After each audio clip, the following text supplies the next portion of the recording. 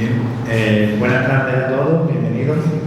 Nos reunimos hoy de nuevo en el salón de actos del museo para continuar con el ciclo de conferencias organizadas por el Ayuntamiento de Villamartín para celebrar los 25 años del Museo Histórico Municipal. Un espacio que durante un cuarto de siglo ha sido eje fundamental en la conservación, investigación y difusión del patrimonio histórico y cultural de nuestra localidad y de la Sierra de Cádiz.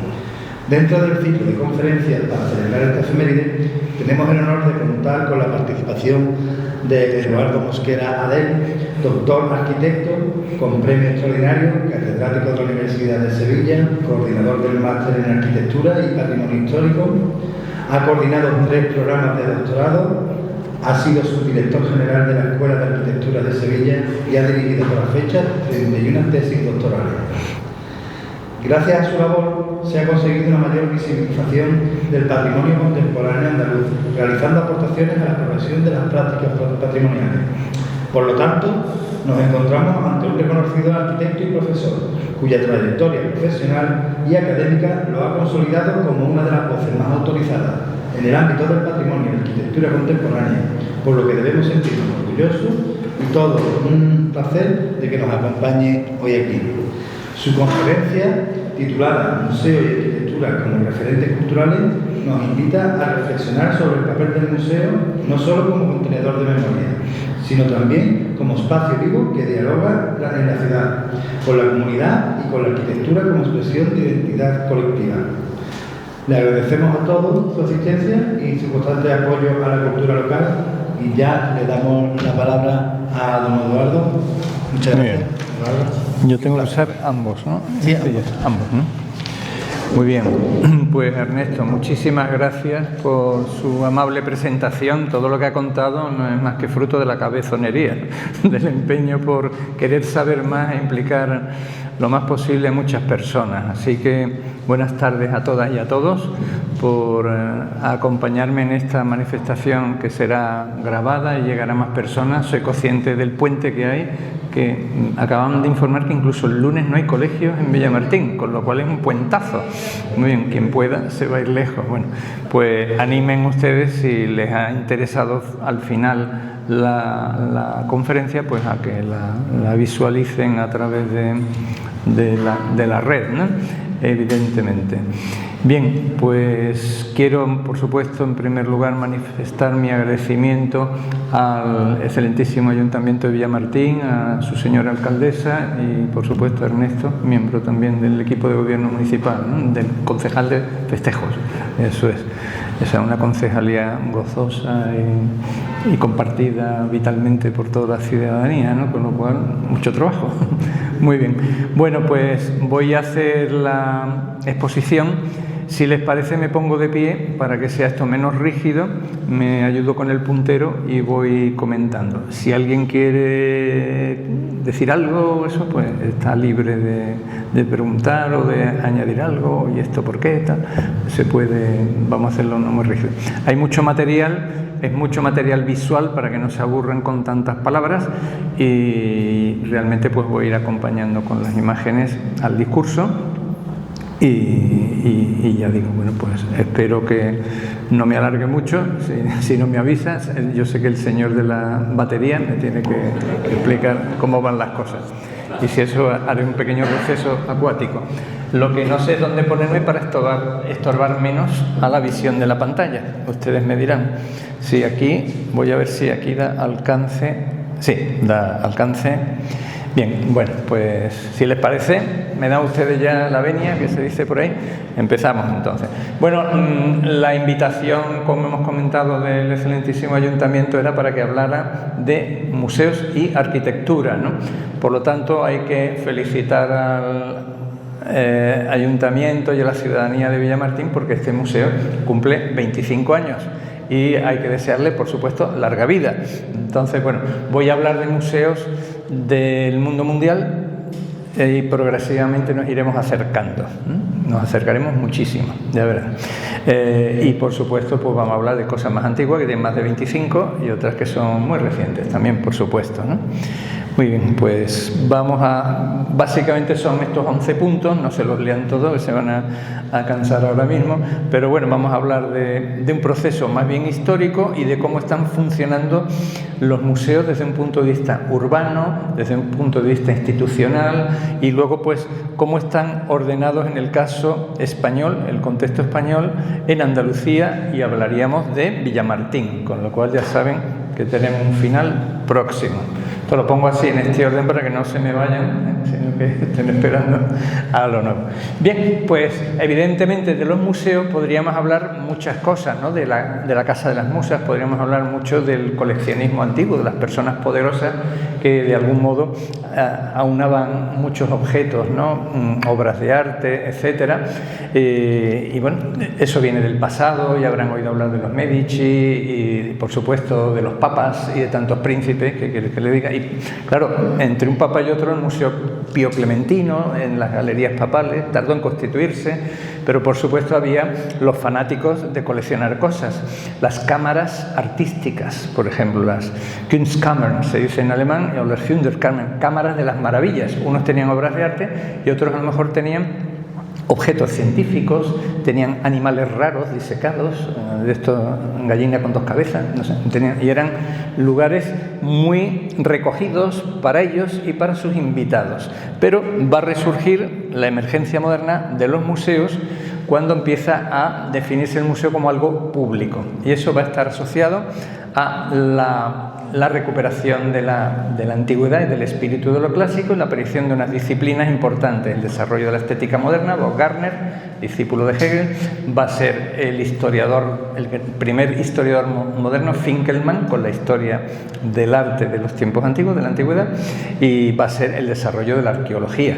Aquí tienen ustedes un director que es arqueólogo, creo recordar el museo, ¿no? Entonces, esa disciplina, ¿se acuerdan ustedes del rey Carlos III, no? ¿Han oído hablar de Carlos III, nuestro rey?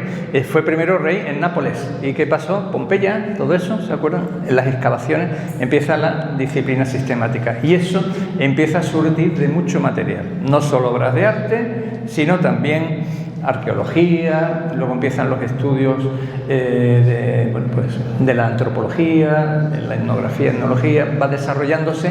Tras la revolución científica también hay una revolución humanística importante y aparecen, esas ideas de museos para guardar. Por ejemplo, en la Universidad de Sevilla tenemos una gliptoteca donde se guardan moldes, yesos y cosas. Bueno, pues vean, en Alemania el espíritu neoclásico, ¿ven? Que ya se acaba el barroco y tenemos esto tiene pinta de templo griego, ¿verdad? A ver, ahora. Y aparece también una pinacoteca, un museo de pintura, es decir, empezamos a tener museos especializados. La idea de un museo moderno podría ser algo especializado. Esto aparece en Alemania, en Múnich, lo estamos viendo, y son museos como muy sobrios, ven, a base de grandes alas, y algunos van a contener en cambio patios y van a contener pues un espacio circular dentro. Ese espacio circular, lo ven aquí, les recuerda a Roma, les recordará al Panteón, porque va a ser un museo, el Museo de Antigüedades de Berlín, que está en la isla de los museos, luego hablaremos de ella, y ven que por dentro nos recuerda al mundo clásico absolutamente, ¿no? Pero van a pasar otros acontecimientos al compás de la ilustración, de estas nuevas ideas, cambios en el pensamiento y la ciencia, que empieza a ser una ciencia mucho más moderna desde el 17 en adelante, y vamos a aparecer con los procesos revolucionarios por delante, y en particular la Revolución Francesa. La Revolución Francesa nos conduce a la idea del museo público. El Palacio del Rey, fuera el rey y su cabeza y todo eso, y vamos a hacer de ello un museo. Y el ciudadano, claro, lo de la ciudadana va a tardar un poquito más, pero el ciudadano tiene que formarse, tiene que educarse para ser verdaderamente libre, y un instrumento para ello va a ser las colecciones reales, lo que vamos rescatando de la arqueología, lo que nos hacemos un poquito imperio con Napoleón, ¿verdad? Y nos traemos de por aquí y de por allí, y por lo tanto hacemos grandes museos, ¿no? Empieza, pues esa actitud. Pero, pues aquí lo ven, el Palacio del Louvre como Museo Central de las Artes. Luego, para la enseñanza de las artes, se toma un priorato de Saint-Martin-de-Champs, es decir, un edificio eclesiástico, porque abadías, monasterios, Palacio del Rey y algunos castillos de aristócratas son confiscados por los revolucionarios y se van a convertir en museos. El Jardín de las Plantas se convertirá en Museo de Historia Nacional y el convento de los agustinos menores será un museo de monumentos franceses. Verán tumbas, etcétera, tomadas de otros edificios y se concentra todo, ¿dónde? Pues la capital, en París. Y eso ocurre al principio de la Revolución. Pero de repente en la Revolución se plantean organizar el Estado, ¿no? Y aparece aquí Chaptal durante el periodo del consulado y proclama el decreto Chaptal Arrêté, sería decreto, en 1801, y establece una red de museos provinciales, 15 para Francia. Pero bueno, algunos estaban hasta en Bélgica y en Alemania porque había crecido Francia, ¿no? Entonces crea una red y va a empezar a distribuir antigüedades nacionales, ven, aquí se van a ir distribuyendo a otros museos y quiere un compromiso de la administración municipal. Ahora no está la alcaldesa por aquí, pero bueno, lo verán. El compromiso del poder municipal de tener responsabilidad sobre esas estructuras museísticas. Eso sale con el Estado republicano, con el Estado surgido de la Revolución Francesa. Y bueno, pues esto afecta a España, nos acercamos un poquito, ¿no? No vamos a hablar solo de Francia. Y entonces nosotros ya habíamos tenido con Carlos III, que hemos nombrado en 1767, la disolución de la Orden de los Jesuitas, que dijo el rey Carlos: vayan todos los jesuitas al puerto de Santa María, cojan un barco y a los Estados Vaticanos. ¿De acuerdo? Los expulsa. Y en todas las colonias también. Recordarán la película La Misión. La película La Misión, porque también pasó allí. Se había anticipado antes el rey de Portugal, el rey José, con el marqués de Pombal un añito antes, pero bueno, iba todo el movimiento. Entonces se expulsan y ya eso empieza a pensar en inventariar, pero no se crean museos con las grandes riquezas artísticas todavía. Entonces, bueno, llega la ocupación francesa y quiere hacer un gran museo josefino, el hermano de Napoleón. Saben que empiezan a incautar, luego se traslada, muchas cosas van a Francia, etcétera, pero bueno, pues de ese espíritu aparece tras la Revolución un periodo, bueno, alguien que es de por aquí cerca, ¿no? Mendizábal, ¿no? Lo saben, ¿no? Pues desamortiza y comienza en algunos inmuebles de antigua propiedad eclesiástica que han quedado exclaustrados, pues museos. Empiezan a hacerse museos como un primer museo nacional de pintura y escultura, fíjense, que no es el Prado, en el convento de la Trinidad de Madrid. Y por otra parte, además de los museos, se crean, imitando a Francia, las comisiones provinciales de monumentos. Bueno, pues muchos de ellos usaron primeros museos y algunos incluso son centrados en pintura, escultura de los conventos, de las iglesias que se han incautado, y otros van a usar elementos arqueológicos, pues se van a especializar, como le ocurre al arqueológico de Mérida, que surge en un convento de clarisas en Mérida, o en el de Mercedarios, el de Bellas Artes de Sevilla, que todavía sigue funcionando. Durante un tiempo también era arqueológico. O el de Bellas Artes de Valencia, ahora es más de un museo de exposiciones, más temporales, más movido y más contemporáneo, porque se ha trasladado a otro, el Bellas Artes de Valencia, el convento del Carmen. O sea, se hacen grandes museos, no solo en Madrid, ven Sevilla, vemos Mérida, vemos allí donde había patrimonio, ¿no? ¿Y qué es lo que ocurre? Que a partir de ahí esos edificios marcan una imagen. Una ciudad que tiene museos es otra cosa.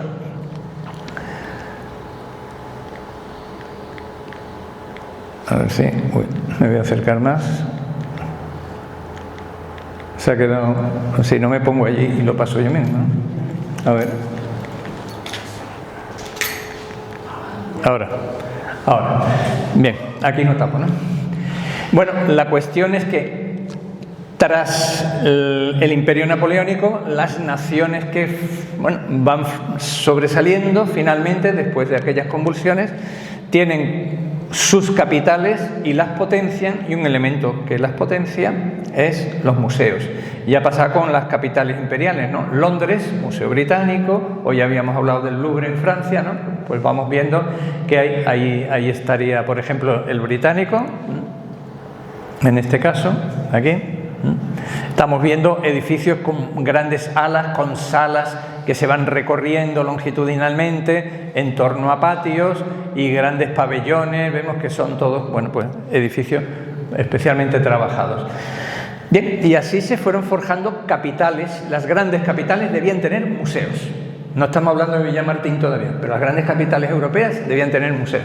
Y los de al otro lado del charco, que habían hecho también su revolución de independencia, también, por supuesto, tendrían museos. Y de repente hay un proceso de intercambio de lo industrial, pero también de lo artesanal, de lo artístico, de lo arqueológico, etcétera, en las exposiciones. A partir de 1851 se crean las grandes exposiciones universales. Es todo un ciclo que se va a ir desarrollando hasta hoy en día, y esas exposiciones, fueran internacionales o universales, generan grandes edificios pabellones que muchos se van a convertir en museos. Algunos, por ejemplo, en París, aquí vendría luego la Torre Eiffel, pero vemos el Palacio Chaillot, vemos otro caso en Londres, en Chicago, próximo al lago, o en Barcelona, ¿no?, donde el Palacio de Montjuïc está ahí ya proyectado antes de que sea la exposición del 29, ¿no? Entonces, bueno, pues estas serían algunas de esas progresiones. París es donde se han hecho más exposiciones universales, y seguirle la pista pues nos llevaría días, ¿no?, de contar, pero vemos, por ejemplo, pues junto al río, que ha sido como muy temático, el desarrollar exposiciones universales en torno al río Sena. Aquí luego vendría la Torre Eiffel, el Campo de Marte y el Palacio de Chaillot que les he citado. Pues tenemos el Gran Palacio y el Pequeño Palacio, Grand et Petit Palais, en el año 900, junto al Hospital de los Inválidos, que está aquí, ¿no? Entonces, bueno, pues vemos que la ciudad cambia su aspecto, que los planos de la ciudad marcan esos pabellones, que luego se van a convertir en ¿qué? ¿Qué hacemos con ellos? Y muchos van a ser museos. Se va diversificando, por lo tanto, el mapa de museos en alguna de esas grandes capitales, gracias a las exposiciones. Empleó el pabellón para hacer espacios culturales, más espacios culturales. Y bueno, pues eso obliga ¿a qué? A que la arquitectura de las exposiciones se piense para luego, para que tenga un destino, obliga a que haya una reflexión sobre cómo deben ser, qué imagen deben tener los museos. Y así seguiríamos en el siglo XIX hasta meternos en el XX, donde aparece la modernidad en la práctica de las artes. Se acordarán ustedes de la vanguardia, ¿no?, el cubismo, el expresionismo, tantas cosas, y por supuesto en las vanguardias arquitectónicas también, ¿no?, futurismo, racionalismo, expresionismo, todas esas, ¿no? De ahí derivan algunos grandes maestros que tienen sus ideas sobre museos.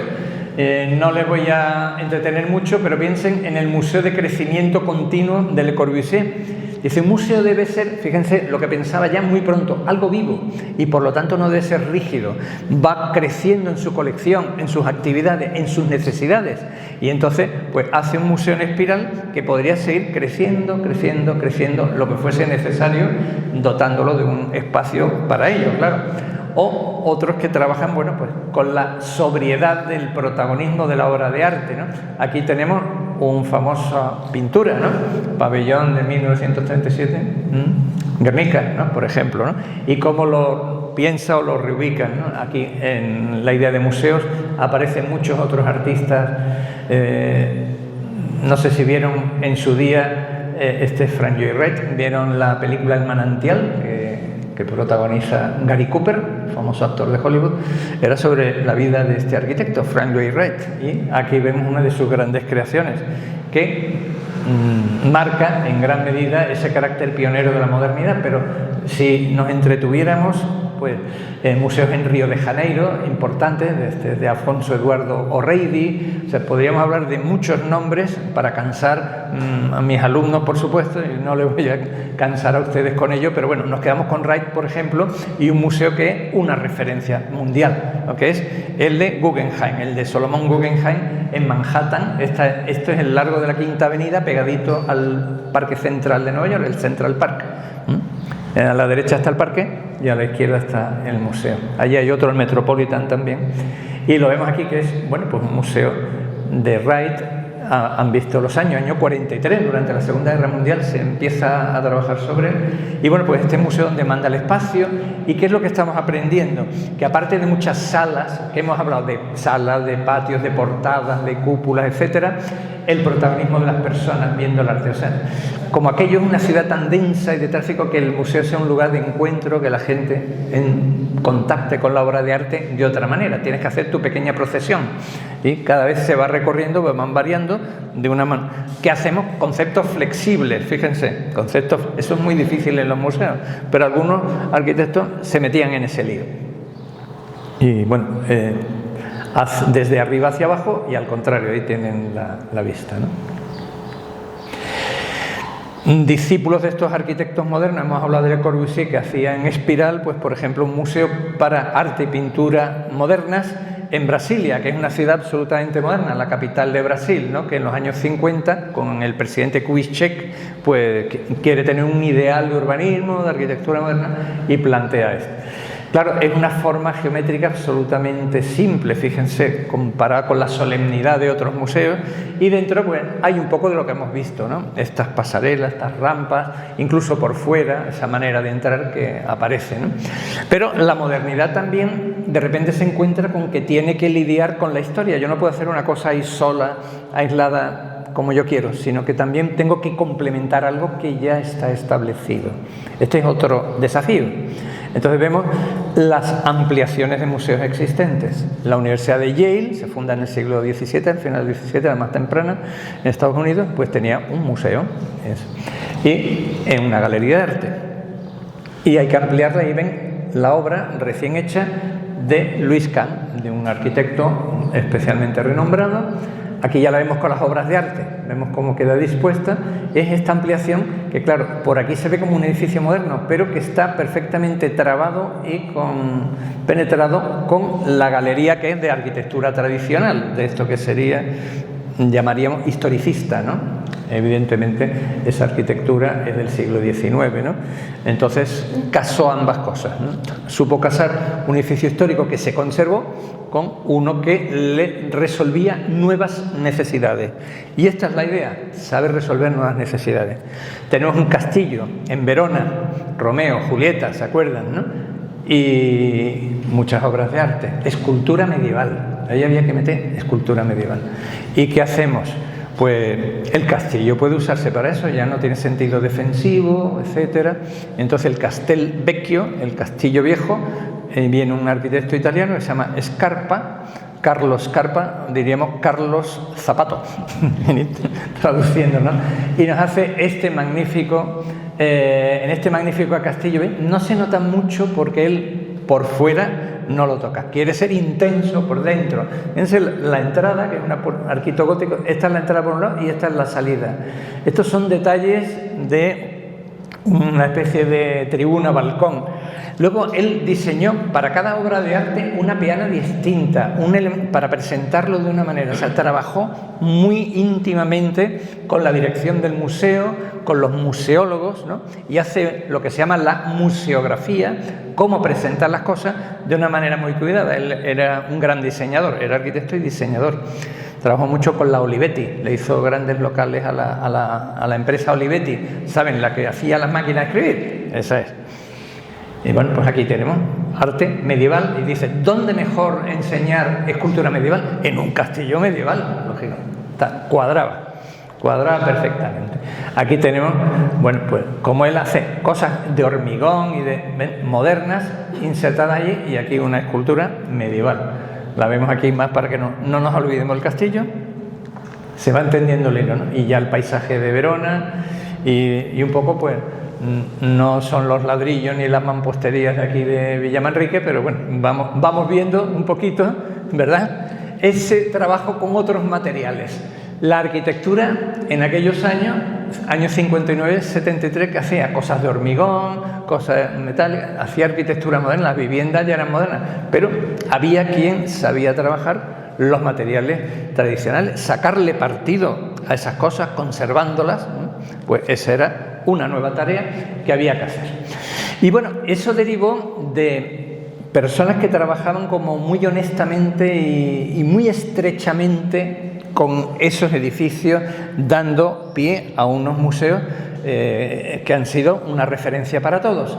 Pero de repente cambian las cosas, ¿no? Con el desarrollismo, ¿saben? Pues surgió ese afán por el progreso enorme, el énfasis por la tecnología modernas y, por lo tanto, apareció otra cultura, con los medios de masa, de comunicación y etcétera, el que la idea de espectáculo, todo debe ser espectacular. Las Olimpiadas, los grandes festivales de música, de cine y los museos también deben ser espectaculares, porque las ciudades merecen que sus nuevos museos, seguimos conservando los antiguos, pero sean espectaculares, ¿no? Y ahí, bueno, pues van a empezar a aparecer en París el museo, el Museo Pompidou, que lo vamos a ver luego. Esto es un dibujo del Museo de Arte Romano de Mérida, el Kiasma de Helsinki. Bueno, hay muchísimos ejemplos por el mundo mundial de museos con voluntad de espectacularidad. Traigo solo un ejemplo, es la Fundación Seydoux Pathé. Le sonará Pathé por el cine, ¿no? Porque es una de las empresas que se dedicó ¿a qué? A salas de proyección y a producir películas. Pathé, francesa, ¿no? Entonces un arquitecto italiano tomó de la vieja fachada de un teatro, es lo único que queda, y ahí dentro, entre estas casas y esta, metió la fundación. Fíjense, ya si nos subimos más arriba se ve aquí todo este enorme globo de cristal. Bueno, estas son las salas donde se ven cosas de la colección que uno puede ver más distendidamente. Fíjense que también hay sitios que el museo no es rígido, sino que es para estar tranquilamente, ¿no? Y cuando ya a uno le gustan mucho los chismes, pues aquí tenemos chismes cinematográficos de todo tipo, ¿no? Pero esa espectacularidad que estamos buscando va a transformar radicalmente la arquitectura museística con una serie de gestos. En primer lugar, el Museo del Louvre, por donde hemos empezado, el Palacio de los Reyes franceses, ¿no? Y viene pues Yao Mingpei, que es un señor chino-americano, y hace esta nueva entrada, se va viendo, ¿no? Que se entra ahora por ahí al Louvre, ¿no? Y a partir de ahí, por debajo del patio, se va uno distribuyendo a las alas que quiere visitar, porque se pone ya en servicio mucho más del Palacio del Louvre para ese gran museo. Entonces, cuando ya bajamos del patio, pues por estas escaleras, etcétera, pues ya nos vamos pagando la entrada, etcétera, y nos vamos distribuyendo. Y eso pues va a derivar en que todas estas experiencias marcan muchas posibilidades.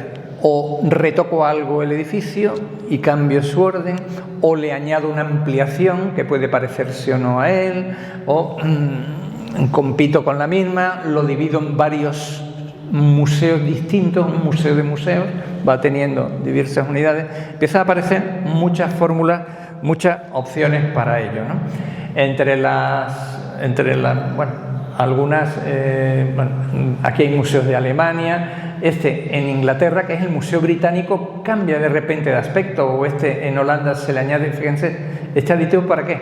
Para tener los nuevos servicios que demandan los visitantes de los museos. Tiendas, cafeterías, salas para los niños de trabajo, salas para investigadores, por supuesto, audiovisuales, para muchas cosas. El museo, bueno, y por supuesto guardarropa, porque algunos se quedan casi a vivir en el museo y algunos tienen magníficos restaurantes, ¿no? Entonces empieza una diversificación tremenda que exige a veces construir algo que va más por libre, porque va pensando en la persona que es del año 2000 o 2010, ¿no? Está usándolo en esa época, ¿no? Y no en otra. Y le pasa al propio Museo Británico, que era, fíjense, desde Sir Robert Smith, siglo XVIII finales que se crea, pues era neoclásico, solemne, y yo me acuerdo visitarlo de estudiante, que lo que tenía era un patio que estaba ahí como solo, abandonado, no se cruzaba, no se veía, y dijeron, vamos a ponerlo. Entonces el arquitecto Norman Foster, que se casó con una célebre presentadora de programa de televisión española, ¿verdad? Hablemos de sexo. Pues Sir Norman Foster, porque Sir, pues lo cubrió, ¿ven? Lo cubrió, dotó de este núcleo que lo han visto en la foto de antes, y luego pues se dotó de servicios, ¿no? Entonces esa obsesión por los servicios ha marcado mucho a esos museos y al carácter arquitectónico de los mismos. Y se han transformado cambiando multitud de criterios. Si miramos, estas son selecciones, bueno, museos, yo qué sé, de Los Ángeles, si viéramos muchos, verán, es que ninguno se parece a otro, ninguno se parece a otro. Entonces, pero eso dio caldo de cultivo para pensar qué hacer con los museos históricos. Y esto es un museo histórico. Lo digo para que ustedes ya a la cabecita vayan trabajando. Yo les pongo deberes. Ya cumple 25 años. Luego a lo mejor hay que pensar que conviene que se quede como está o no. O necesita o no necesita. Pero hay que pensar siempre. Hay que tenerlo en la cabeza. Y si se puede o no se puede. O nos dejan o no nos dejan. Claro, evidentemente. Entonces, por ejemplo, el gran museo nacional de Países Bajos, de Holanda, en Ámsterdam, es el Rijksmuseum. Se hace un concurso y lo ganan 2 arquitectos de Sevilla, Cruz y Ortiz, los de la estación de Santa Justa, por si cogen alguna vez el tren en hora, ¿verdad? Bueno, entonces, ¿y qué es lo que hace? Cruzas el canal de la red de canales de la ciudad histórica, la parte más antigua, y ya está fuera, está justo fuera y se comunica con un parque. Entonces, ¿qué van a hacer Cruz y Ortiz? Trabajar mucho esa idea, de las circulaciones, de los tránsitos. Fíjense que estos son dibujos, esto es recreación informática, pero vemos ese museo recorrido, supervisitado, es decir, lugar de encuentro. Era un museo muy solemne, muy rígido, y lo convierte en un museo mucho más utilitario. Hasta el punto que se tienen, claro, estamos en Holanda, en Países Bajos, carriles bici, también, ¿de acuerdo? Y estamos en el museo, ¿eh? Atentos. Bien, pues de alguna manera un museo histórico podía usarse de una manera mucho más innovadora. Y son arquitectos sevillanos los que lo hacen en Países Bajos, fíjense.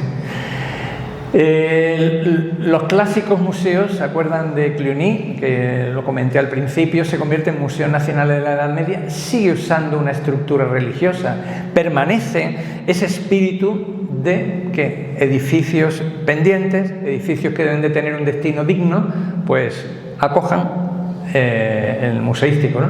Aquí vemos el de Saint-Martin-de-Champs en París, que habíamos citado, y sigue usándose museísticamente. Después de la Revolución, 200 años después, se sigue usando y se reforman, se arreglan y se modernizan. Y otros, bueno, pues otra abadía en Francia, ¿no? Pues en Lyon, estamos hablando de la serie esa de los 15 museos provinciales, o un conjunto de museos que son una abadía de carmelitas, un almacén y una capilla de trinitarias. Fíjense, en la ciudad histórica a veces está el convento, la iglesia, la capilla, están todos juntitos y se aunan y se gestionan cohesionadamente porque pongo un museo. Es difícil poner otra cosa que les dé una gestión a una ciudad que es complicada, ¿no? Los museos pueden servir de ayuda, ¿no? Y así como, por ejemplo, en Douai, la Cartuja, la iglesia de la Cartuja, esto es un poco como el caso sevillano, se usa para un museo de escultura, pues en otros casos el Museo de Arte de Nantes usa una capilla de oratorianos, pero se construye un nuevo museo. Es decir, todo esto que ven oscuro es un conjunto de un único museo que tiene calles, que tiene elementos de acceso, que se comunican. Es decir, empezamos a ver que un museo es un pedazo de ciudad, es un trozo, un fragmento de ciudad, que tenemos que tener sobre él una visión urbana. Bueno, pues seguimos reutilizando edificios religiosos. Aquí está San Gregorio, que es el Museo Nacional de Escultura de Valladolid, detrás del convento magnífico de San Pablo de los Dominicos de Valladolid. Pero aquí tenemos a los mercedarios, que yo ya les cité en el siglo XIX, se siguen usando como museos, se han rehabilitado, se han restaurado, etcétera, etcétera, ¿no? El Museo de Bellas Artes de Sevilla, a la espera de una ampliación en otro inmueble cercano, Palacio de Monsalve, a ver si ocurre. Señor Urtasun dice que ya va a licitar, veremos, a ver si lo conseguimos. Y el convento del Carmen de Valencia, estos viejos conventos de la desamortización, pues ahora ya es centro de arte contemporáneo, como decíamos, y para temas temporales, etcétera. O la Cartuja de Sevilla, centro andaluz de arte contemporáneo, ya dejó de ser fábrica. Es decir, que seguimos, se dan cuenta, evoluciona todo, evoluciona la arquitectura, el tratamiento de los edificios históricos, pero la fuerza que pueden tener los museos no podemos negarla, ¿de acuerdo? Estamos ya pasando el Ecuador, yo no sé, me quedan 20 minutos o así, ¿no? Hemos empezado el cuarto, ¿no? Sí, bueno, la mitad, ¿no? Más o menos, sí, estamos pasando el Ecuador. Bueno, pues muy importante los museos y la ciudad. El cómo ayudan a los barrios históricos, cómo se dispersan y ejes culturales. Las ciudades han cambiado su imagen. Tras la Segunda Guerra Mundial, ¿qué tenemos?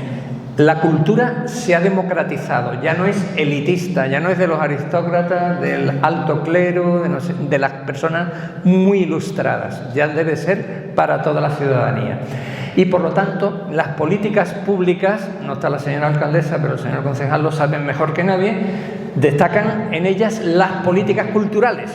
Deben estar, hay las medioambientales, pero las políticas culturales. No las olvidemos, por lo tanto, y ayudan a ello también agentes privados. Hay que saber conducirlos a ello, no que se apoderen, sino que hay que saber, en su caso, manejar esto. Y bueno, pues esto ha hecho que se creen, gracias a eso, en las instituciones modernas de la cultura, museos, teatro, auditorio, biblioteca, lo que sea, y que en muchos de ellos se obsesionan por tener arquitectura de autor. Bueno, pues de toda esta explosión han salido zonas de ciudades que están marcadas por los museos. La isla de los museos en Berlín, un museo, otro museo, otro museo, está llena la isla de museos. Aquí tenemos algunos de ellos, el de Pérgamo, el Altes, que lo enseñé antes, son museos sobre todo de temas arqueológicos antiguos, ¿no? Algunos, bueno, pues, reclamados por algún país, por cierto, algunas de sus cosas. En Ámsterdam vimos que se atravesaba el museo de Rijksmuseum, este que veíamos aquí, ¿no?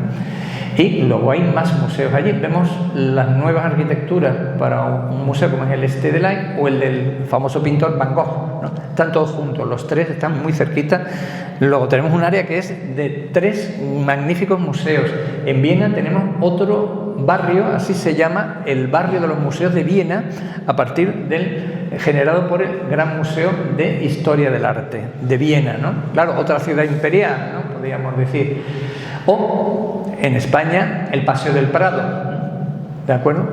O Paseo de las Artes, como también si ustedes llegan a Atocha, tenemos Reina Sofía, vamos avanzando hasta el CaixaForum, está el Museo del Prado con todos sus elementos. Bueno, podríamos ir al Observatorio Astronómico también, y por supuesto el Thyssen-Bornemisza, ¿no? Que está aquí, CaixaForum, y estamos viendo el Reina y el Prado, ¿no? Hemos configurado, por lo tanto, ejes. En este caso es un eje además reconocido Patrimonio Mundial por la UNESCO, el Paseo del Prado, ¿no?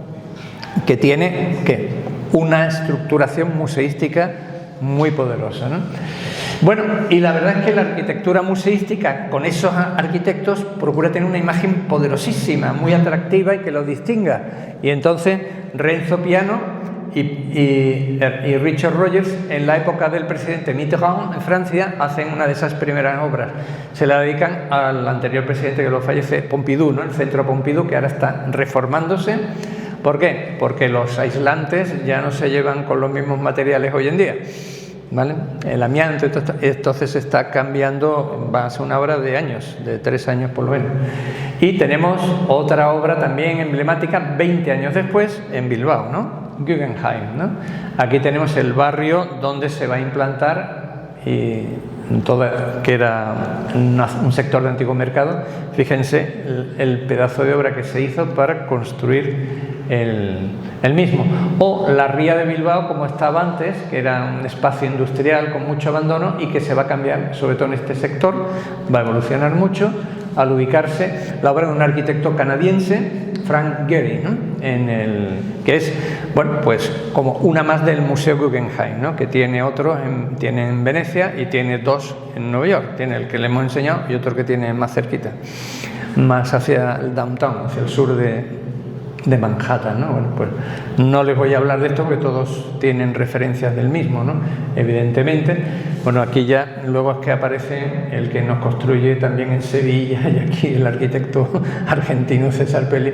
Esto es para cierta compañía eléctrica, ¿no? Famosa. Bueno, esto es como está ahora y como era antes, ¿no?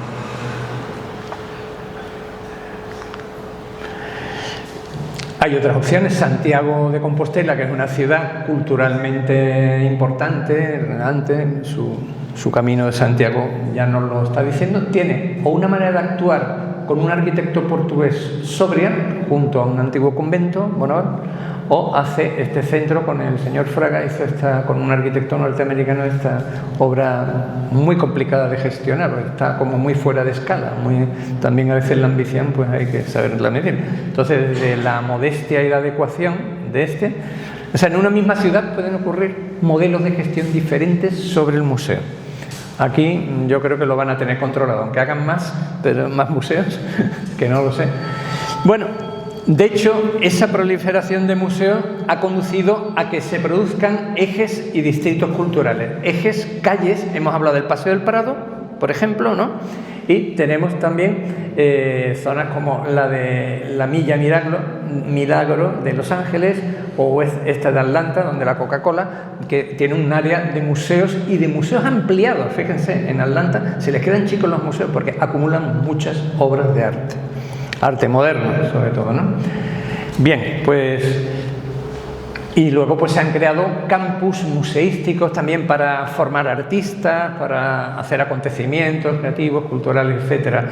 Uno de ellos es el de la Fundación Getty, de aquel magnate estadounidense, y otro conocido es en Alemania, el campus de Vitra, ¿no? Que está dedicado al diseño y al diseño industrial. Muy interesante visitar cada edificio de un autor, y luego tiene pues mucho espacio expositivo, una ciudad de las artes y del diseño, ¿no? Vitra.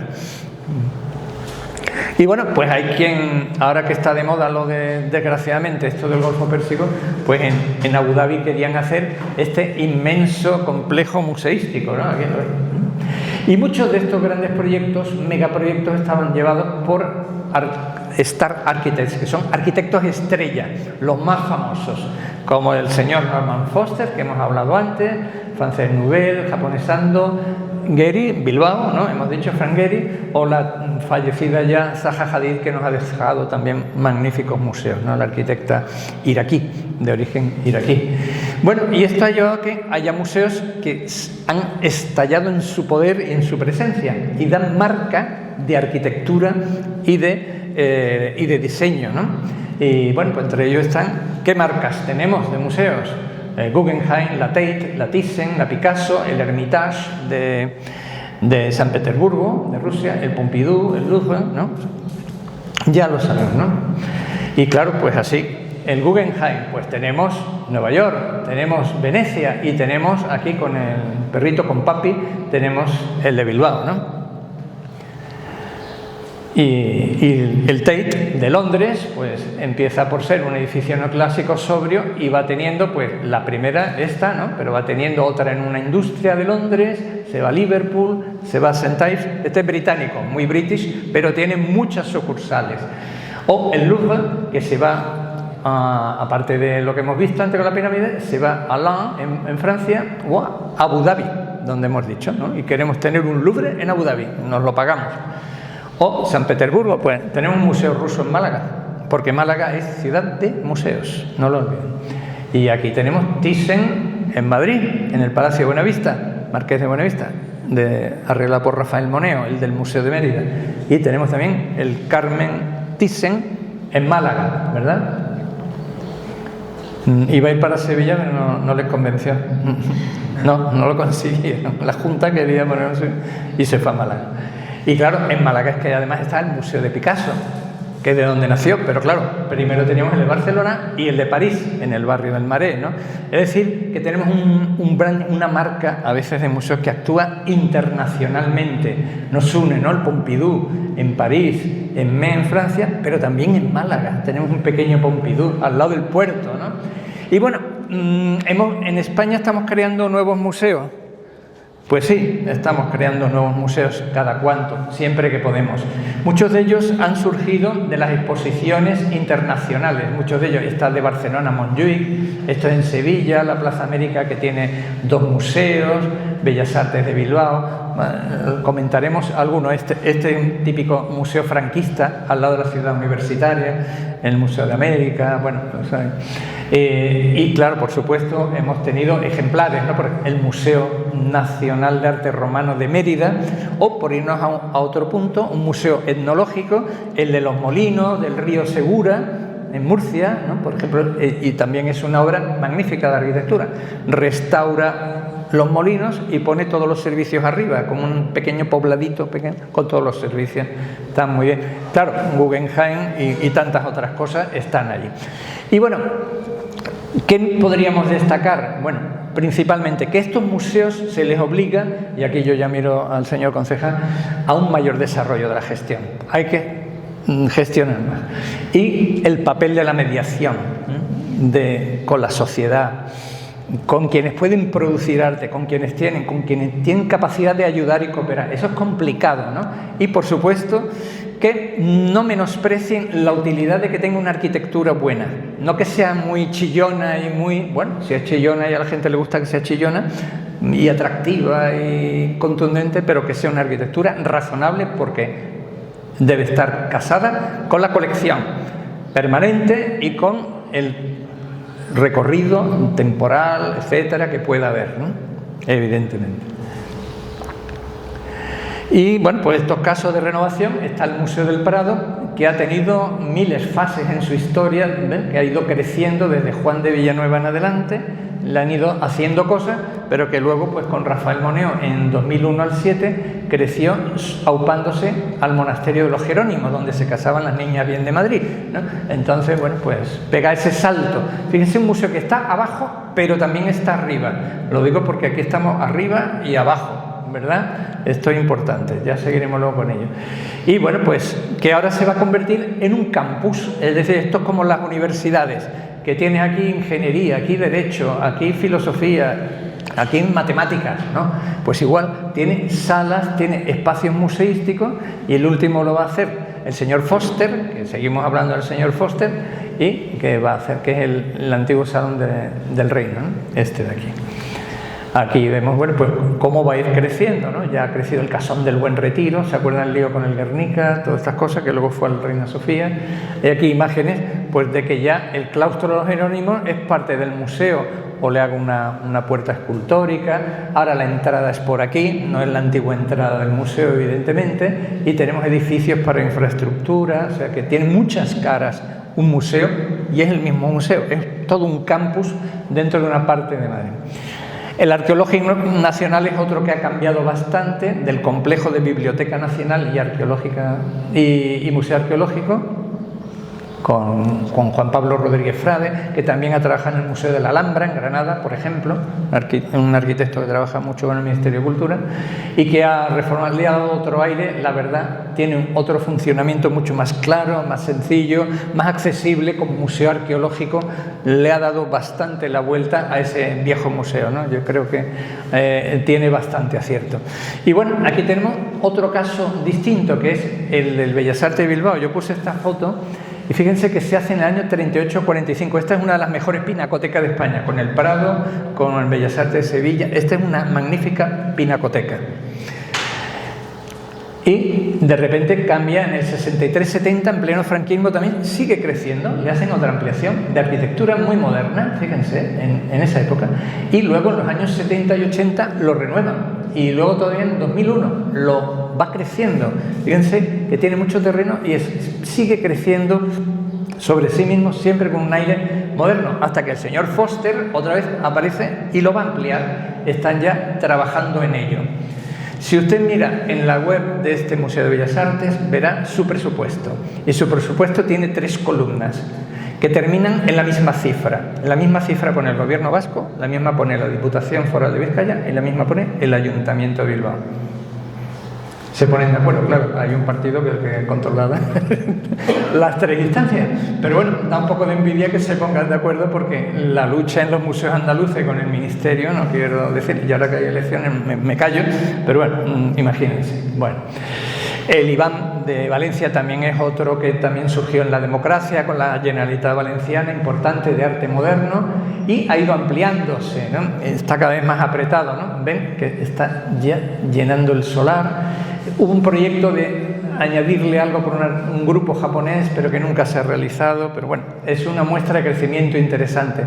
En Andalucía tenemos ahora, en obras pagadas por el Ministerio, el Museo Arqueológico de Sevilla, en la antigua, bueno, en la plaza de América, en un edificio de la exposición del 29, de Aníbal González, que está ahí, ahí en el plano, y que, bueno, pues va a intentar tener, bueno, pues una mayor dosis de servicio, una mayor racionalidad en la circulación, un mejor cuidado de lo que son las salas de reserva, y que se pueda exponer el carambolo original, el tesoro del carambolo, que es de oro, pues está en un banco desde hace muchos años, desde hace décadas, y se exhibía una copia, ¿vale? Entonces, bueno, como es un bien de interés cultural, pues ha habido mucho debate sobre la intervención, la manera de cubrir los espacios comunes, etcétera, del mismo, el trabajo con el entorno, las imágenes exteriores. Y bueno, por poner una ampliación cercana, chiquitita, tenemos la Casa Pinillos, que amplía al Museo de Cádiz, está al lado, ¿no?, de la Plaza Mina. Y bueno, pues que se usa para temporales, temas urbanos. Bueno, ya saben que tenemos la arqueología, las obras de arte, luego tenemos lo etnológico, según las plantas del Museo de Cádiz, pero que bueno, pues es un complemento. Y bueno, sobre todo ha sido el buen esfuerzo de decir que las casas gaditanas tradicionales se pueden arreglar y que tienen utilidad y que son hermosas y todo eso, ¿no?, gracias al museo. Y por tanto, ya que hemos llegado a Andalucía, pues comentar rápidamente, ya estamos en la última unidad prácticamente, que un museo es complicado de caracterizar. ¿Qué puede ser un museo? Puede ser muchas cosas: bellas artes, arte decorativa. Fíjense lo que dice el Consejo Internacional de Museos: arte contemporáneo, una casa museo, podemos tener una casa museo, museo de sitio histórico, ciencias naturales, historia natural, ciencia y tecnología, etnografía y antropología, arqueológico, especializado, generalista, puede tener un poquito de esto, puede tener un poquito de otro. Todo eso son museos, aunque solo sea de una cosa o de todas. Tienen la misma dignidad y merecen nuestro aprecio. ¿Quiénes pueden trabajar en ello? Evidentemente hay unos servicios relacionados con la gestión del patrimonio cultural, y ahí está la dirección, administración de servicios generales, conservadores restauradores, quienes trabajan en las exposiciones, el tema muy importante de la educación y de las actividades culturales, como lo que tenemos hoy, muchas gracias, comunicación y difusión, que será este señor que luego nos pasará a las grabaciones y todo esto, etcétera. Investigadores, ojalá cuantos más mejor, las jóvenes generaciones que salgan investigadoras e investigadores, eso es importante. ¿Y qué caracteriza un museo? Mire, esto es lo que hablamos antes de... Bueno, que pueden ser de titularidad estatal, gestionadas por la administración del Estado, o gestión transferida, o titularidad autonómica, o local, ya sea provincial o municipal, como ustedes, o eclesiástica, privado de la titularidad. Hay unos específicos muy particulares de la defensa, saben que tiene un estatuto, Ministerio de Defensa, hay determinados museos diversos, ¿eh? Y museos de titularidad compartida. Y el museo, pues por eso, tiene una institución, tiene una titularidad, se gestiona de una manera, se crea, se abre, podrá tener una colección y una tipología como tal museo, y una arquitectura bien basada en reutilizar edificios o bien construir un edificio es profeso para ello, ¿no? Este es el esquema básico, ¿no? La referencia nacional está en la Constitución, obviamente, que nos afecta a todos, y la universalidad de proteger el patrimonio. Hay competencias administrativas exclusivas del Estado, pero otras pasan a las autonómicas. La Ley de Patrimonio Histórico Español asumió la definición del museo y son instituciones del patrimonio y requieren un marco normativo propio, las leyes de museos. Y hay planes nacionales del patrimonio cultural para ayudar a gestionar. Eso lo hace el Instituto de Patrimonio Cultural de España. Y hay otra ley importante del mismo año 85, la de bases de régimen local, que dice promover la cultura y equipamientos culturales a nivel local, garantizando la capacidad de los ayuntamientos de poder promover sus propias instituciones museísticas a nivel municipal. Digan ustedes, cúmplase, por favor, que tenemos un museo aquí. ¿De acuerdo? Pues entonces, que nos ayuden los de arriba, las otras escalón. Es que está en la ley de base. Bien, y con todo esto sale un mapa muy complicado de museos. Fíjense, los de titularidad estatal y manejados por el Estado son estos. No hay por Andalucía, pero por Andalucía sí tenemos estatales que se llevan por la comunidad autónoma, entre ellos el de Cádiz o los 3 de Sevilla. Ven, hay 3 pelotitas, son Bellas Artes, Arqueológico y el de Arte y Costumbres Populares, ¿no? Por ejemplo, ¿no? O el de Huelva, etcétera, ¿no? Y bueno, pues eso nos lleva a que en Andalucía tenemos una ley de patrimonio histórico 14/2007, tenemos otra ley que es la 8/2007 de museos, y que hace muy poquito se ha aprobado la ley 4/2026 por el Parlamento de Andalucía de patrimonio cultural, ahora se llama cultural, y que entrará en vigor dentro de 11 meses más o menos, al año de haber salido en el BOJA, ¿de acuerdo? Y cambia y, bueno, pues da ciertas directrices sobre los museos, creando una nueva tipología que no está aquí puesta ahora mismo. Entonces tenemos en Andalucía 8 conjuntos culturales, 152 museos, 8 colecciones museográficas. En la provincia de Cádiz, no voy a aburrir más, hay 22, ¿vale?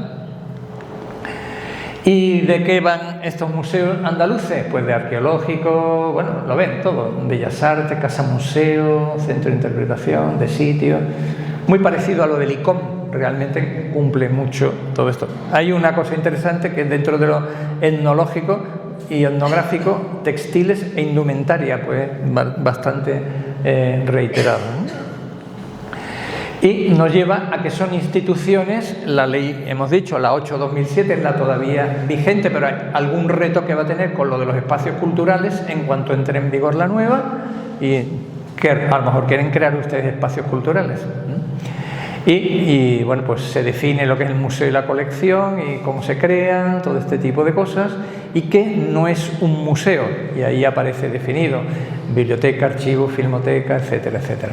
Y vamos a hablar, por lo tanto, de museos y colecciones museográficas en Andalucía. Se asume la definición del ICOM. Sobre todo lo de institución sin ánimo de lucro es más complicado de entender, pero sobre todo permanente y al servicio de la sociedad. Importante: investiga, colecciona, conserva, interpreta y exhibe el patrimonio, tanto material como inmaterial, y está abierto al público, debe ser accesible e inclusivo para todas las personas.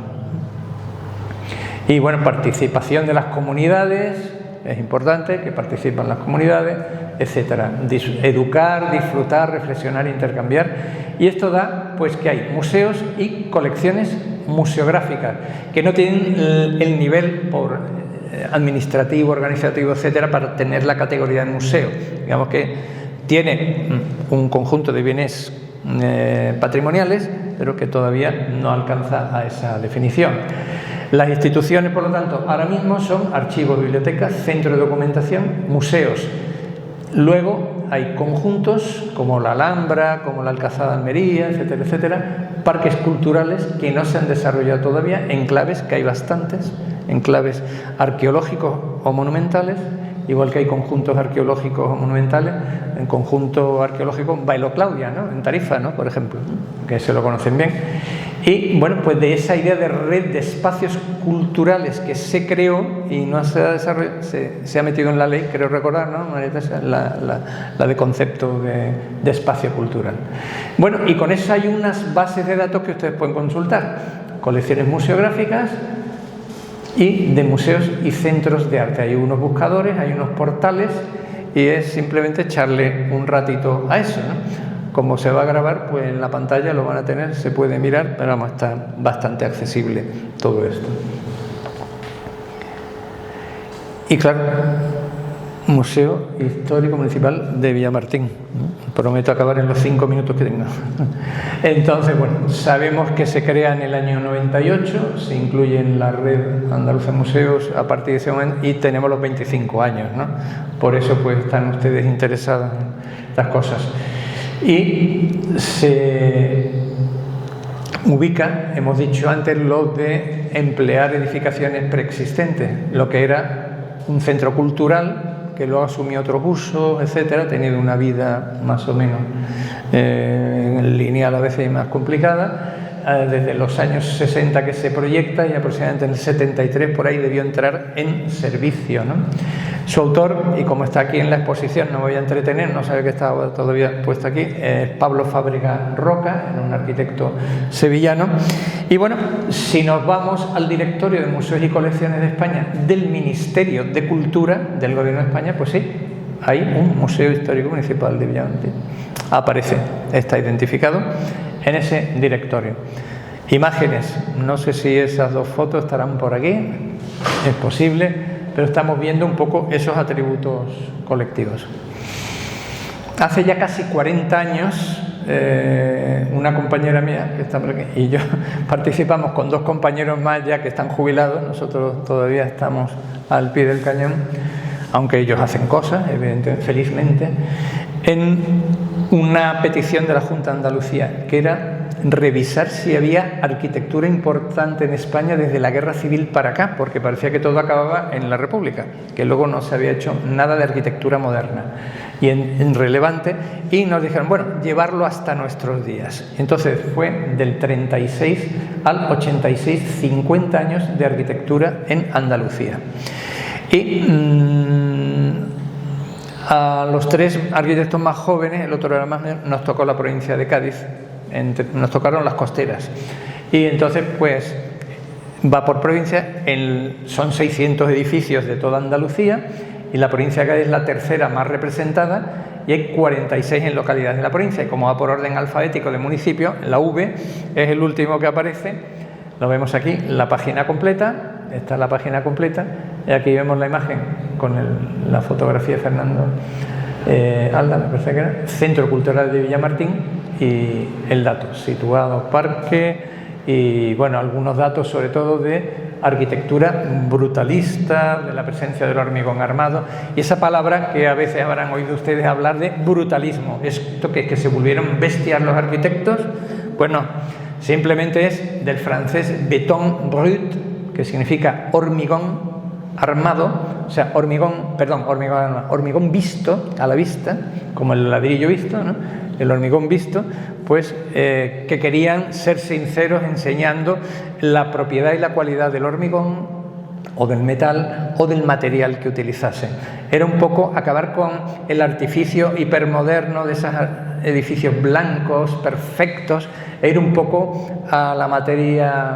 Bueno, fue ese proceso, avanzada la posguerra, es en la época de la arquitectura del estado del bienestar, porque se preocupan mucho por la vivienda social, etcétera. Y este es el crítico que hace el libro que de algún modo lo consagra, ¿no? Rainer Banham, la arquitectura del nuevo brutalismo, en el año 66, pero eso empezó antes, ¿no? Es el libro, y estos son cosas de aquella época, ¿no? Con el tema del ladrillo, del hormigón, la estructura metálica que se vea, todo esto luego tiene también sus problemas de conservación, obviamente, ¿no? Todos lo sabemos, ¿no? Estos arquitectos, que eran un hombre y una mujer, Allison y Peter Smithson, también es algo interesante, que ya en aquella época sobresaliera mucho, pues tenían. Esto es un poco como, les recuerdo a Villamartín, ¿no? El tema del muro así tosco, ¿verdad? Y luego de repente cabalga algo más moderno encima, fíjense, ¿no? Y de ahí aprendió el arquitecto que hizo esto, ¿no? Y que hizo otras obras. Si se van a la parroquia del Perpetuo Socorro en Jerez, también fue colegio de los redentoristas, pues ahí tienen esta iglesia, que es sufraguntal. Ruiz Mateos, ¿le suena Ruiz Mateos? San María Ruiz Mateos. Eran todos correligionarios. El arquitecto, ahora no lo pone ahí, pero yo se lo digo. En fin, este es su interior, que el hormigón, o sea, muy cerrado, pero luego la luz llega casi muy metafísicamente, ¿no? Se desmaterializa mucho eso que parece pesado, cerrado, duro. Bueno, son iglesias, pues ahí en el filo del concilio. Bueno, aquí está Nuestra Señora del Perpetuo Socorro, patrona de los funcionarios de Hacienda, ya queda poco para la declaración. Entonces, bueno, decirles que va bien la batería, ¿llegamos? ¿Cree usted? ¿Cree que llegamos? No, pues ya voy a acabar. Bueno, pues que Pablo Fábrega planteó esa Casa de la Cultura y vemos aquí un tejido urbano y aquí vemos otro tejido urbano, ¿no? ¿Verdad? Con unas bajadas, ¿no? Con unos cambios de cota, de niveles, ¿no? Y escalonamientos, ¿no? Por eso da pues esa imagen un poco como lo que habíamos visto con lo de los ingleses, ¿no? Y con hormigón y con mampostería, como vemos aquí, ¿no? con figuras potentes. Estos son los planos de cada una de las plantas, las 4 y la cubierta, los 4 niveles, y incluso esa la estoy viendo allí detrás de usted. Esta ahí es el volumen, los volúmenes, la firma y un poco el corte para que se vean las escaleras, los distintos niveles. Era un tema complejo, topográfico, incluso está ahí la foto de la maqueta y las fachadas, la fachada desde abajo y la otra, la lateral, ¿no? Una fachada lateral, dando resultado. Hace años estos vehículos ya no circulan por Villamartín, tienen ustedes vehículos más modernos, lo vemos aquí, pero claro, esto es del año 66, cuando dice el arquitecto, perdónenle porque lo ha dicho él, yo no, Villamartín es un pueblo de la montaña, se pretendió hacer un edificio duro, fuerte, así son sus materiales, así sus gentes, ¿vale? Ustedes sabrán por qué fama tienen. Ahí lo pone, ¿no? Ahí lo pone. Ah, mira, está ahí arriba. Ahí está. Estupendo. Bueno, pues ahí lo tienen, pero con la firma, ¿eh? O sea, que lo dijo de verdad, ¿eh? Que no lo han puesto ahí. Está ahí, está ahí firmado. Entonces, julio del 66. Y bueno, entonces yo digo de repente, cojo ahora no un arquitecto sevillano que se viene a Cádiz, sino un arquitecto de Austria que se va a Alemania, a Mönchengladbach, y hace un museo también municipal. ¿Y cómo lo hace? Fíjense dónde está la ciudad. Por arriba está la parte antigua, como aquí. Y va bajando, les recuerdo un poco, ¿no? Tiene un parque y tiene aquí el museo. Claro, este es un poquito más grande. Esta torrecita tiene todo el tema de la biblioteca, servicios, administración. Este es el espacio de la sala de exposiciones temporales y del trabajo con los niños, las aulas para niños. Aquí está la colección, que sobresalen aquí como naves industriales, ¿verdad? La colección, ¿ven? Es esto que está aquí dibujado, ¿eh? Es el museo municipal de la ciudad, el museo de la ciudad, Abteiber, en Mönchengladbach, es más moderno que este. Pero claro, este como museo de hace menos, es de hace 25 años. Pero bueno, es curioso que puedan sentirse orgullosos de que ciudades industrializadas, modernas, con arquitectos de perfiles internacionales, y ustedes también tengan museos que resuelven las mismas cosas. Lo que hemos hablado desde el principio, el museo y la ciudad, el paisaje urbano, la articulación entre dos zonas distintas de la ciudad. ¿Por qué no mejorar todo esto? Como bueno, son cosas para trabajar, son cosas para pensar. Es decir, si uno busca ejemplos, vamos a encontrar Villamartín. ¿O qué hacer con Villamartín? Sean ustedes un poquito arquitectos y sean un poquito directoras y directores de museos. ¿Vale? Bueno, esto desde abajo, claro. Este tiene más vidrio y eso, aunque tiene una parte industrial más cerradita, las naves de la colección permanente, no la temporal, es más cerradita, ¿no? Bueno, es otra proporción, otra escala, pero estamos hablando de situaciones muy parejas. Bueno, esto es cuando se tiene que rehabilitar un poco y cuidar la estructura. El edificio costó 2.200.000, el de Mönchengladbach mucho más. Y luego dice, nos hemos gastado 60.000 en las cubiertas, no sé. Bueno, y esto como son las fotografías de un edificio que hace casi 40 años pusimos en el inventario y en el libro de Arquitectura Moderna de Andalucía, 1936-1986, que luego entró en el Registro Andaluz de Arquitectura Contemporánea con el Instituto Andaluz de Patrimonio Histórico. Pueden consultar la guía digital del Patrimonio Histórico de Andalucía, ponen Villamartín y entre otras cosas les saldrá el Museo Histórico Provincial. Y por supuesto está en el registro de la Fundación Docomomo Ibérico. Eso es documentación y conservación de la arquitectura del movimiento moderno. Inicialmente era 1925-65, pero lo han ampliado a tiempos más recientes. Y ahí está en la selección. El tema es que para llegar a estas fotos pues hay que tener clave o pagar, pero bueno, las claves, yo con las de la universidad lo consigo. Bueno, aquí vemos estas imágenes que están en el registro y bueno, esos espacios más diáfanos de cuando ya empezamos a pensar que estamos ya hablando de un museo y efectivamente estamos hablando de un museo. Esto es Matrera, creo recordar, ¿no? Sí. Y bueno, pues dando servicio y deseándole larga vida al mismo. Muchas gracias. El sábado 23 de mayo, queda ya menos, la Noche Europea de los Museos. Diviértanse a costa de su museo, ¿de acuerdo? El trabajito que les pongo. Y entonces, si algo de lo que no les haya aburrido demasiado, que yo les he contado, les sirve para pensar un poquito, bien. Y si no, pues me avisan. Como aquí hay alguien que tiene que correr, oye, esto, ¿cómo podríamos, no sé qué? Me preguntan, pues estamos a su servicio, porque para eso estamos los profesores de la universidad pública, como los museos públicos, para ayudar a la cultura y educación de las ciudadanas y de los ciudadanos públicos. Pues muchas gracias.